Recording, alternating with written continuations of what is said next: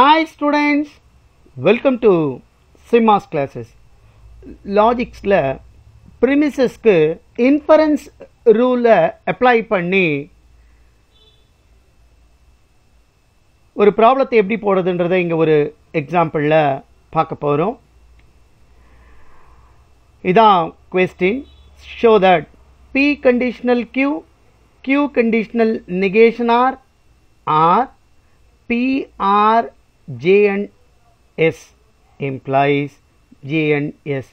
இதான் கன்க்ளூஷனாக நம்ம காட்டணும். இங்கே கமாவெல்லாம் நம்ம அண்டுன்னு எடுத்துக்கணும். So P conditional Q and Q conditional negation R and R and P R J and S. All these things implies J and S ன்னு காட்டணும். இதெல்லாம் செட் ஆஃப் ப்ரிமிசஸ். நம்ம சில ரூல் ஆஃப் இன்ஃபரன்ஸை வச்சுக்கிட்டு இதை எப்படி ப்ரூவ் பண்ணுறதுன்றத பார்ப்போம். இதுக்கு ஸ்டாண்டர்ட் ப்ரொசீஜர்ஸ் இருக்குது. இதை எப்படி போடுறதுன்னு இப்போ நம்ம பார்க்கலாம். முதல்ல ஸ்டெப் நம்பர் நான் எழுதிக்கிறேன். என்ன ஸ்டேட்மெண்ட்டோ இதெல்லாம் ஸ்டேட்மெண்ட், அந்த ஸ்டேட்மெண்ட்டெல்லாம் நான் இங்கே எழுதுகிறேன். இதுக்கு என்ன ரூல் அப்ளை பண்ண போகிறேன் அப்படின்றத நான் இங்கே எழுதுகிறேன். ப்ரிமிசஸை நான் இது ஒரு ப்ரிமிசஸ், இதை நான் இன்ட்ரடியூஸ் பண்ணேன்னா ரூல் பின்னு எழுதுவேன். ஸோ எப்போயுமே எல்லா ப்ரிமிசஸையும் இன்ட்ரடியூஸ் பண்ணி ரூலை அப்ளை பண்ணலாம்.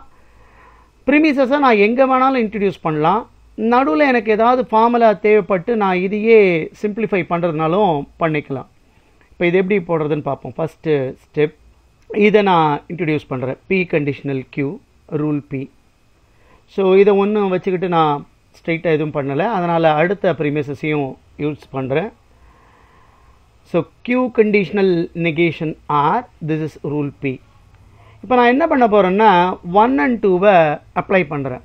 அப்ளை பண்ணால் எனக்கு ஒரு ரிசல்ட்டு வரும், சரிங்களா? அப்போ 1 and 2 அப்ளை பண்ணி நான் ரூல் ஒரு ட்ரூ ரிசல்ட்டை கொண்டு வர போகிறேன். என்ன இங்கே ரூல் இல்லை என்ன ஃபார்முலான்னா P conditional Q conditional R implies P conditional R. இந்த ஃபார்முலாவை தான் நான் இங்கே அப்ளை பண்ணுறேன். பாருங்கள், P conditional Q conditional negation R. இப்போது இது எப்படி மாறிடும்? P கண்டிஷனல் நெகேஷன் Rன்னு மாறிடும். இப்போது இதுக்கு அடுத்தது ஸ்டெப் 4. ஸ்டெப் 4ம் நான் இதை எனக்கு ஏற்ற மாதிரி மாற்றிக்கிறேன். அதனால் again I am going to apply the true for step 3. என்ன ஃபார்முலான்னா P conditional Q is equivalent to negation Q conditional negation P. அப்போ இது எப்படி மாறும் பாருங்களேன். negation of negation R conditional negation Pன்னு வரும். டபுள் நெகேஷன் வந்து அதே வேல்யூ தான் வரும். அப்போ negation of negation R நான் Rன்னு எழுதலாம். So this is R conditional negation P. இந்த ஃபார்முலாவை அப்ளை பண்ணுறேன். இந்த ஃபார்முலாவை அப்ளை பண்ணும் பொழுது இங்கே நெகேஷன் ஆஃப் நெகேஷன் ஆர்ன்னு வரும்.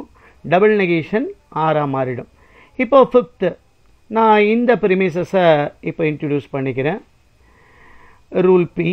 இப்போ நான் என்ன பண்ண போகிறேன்? 5 and 4க்கு ரூல் Tயை அப்ளை பண்ணுறேன். என்ன formula? P conditional Q implies Q. அப்போ R கண்டிஷனல் நெகேஷன் P என்ன வரும்? Negation P. இப்போ நான் இந்த ப்ரிமிசஸை இன்ட்ரடியூஸ் பண்ணுறேன்.